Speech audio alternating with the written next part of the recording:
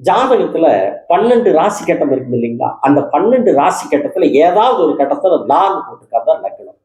அந்த லக்னத்துக்கு 1ன்னு கனெக்ட் பண்ணி எண்ணி, அந்த லக்னத்துக்கு அடுத்து 2, அதுக்கு அடுத்து 3ஆம் இடம். அந்த 3ஆம் இடத்தினுடைய 3ஆம் பாவகத்தினுடைய அதிபதி கிரகம் லக்னத்துக்கு 7ஆம் பாவத்தில் இருந்தாலும் சரிங்களா? அல்லது லக்னத்துக்கு 7ஆம் பாவகத்தினுடைய அதிபதி கிரகம் லக்னத்துக்கு 3ஆம் பாவத்தில் இருந்தாலும் அந்த ஜாதகருக்கு ஒன்றுக்கு மேற்பட்ட தொடர்புகள் அல்லது பல தொடர்புகள் ஏற்படும். சரிங்களா? அதே மாதிரி இந்த லக்னத்துக்கு 3ஆம் அதிபதியும் 7ஆம் அதிபதியும் பரிவர்த்தனையாயிருந்தாலும் சரிங்களா?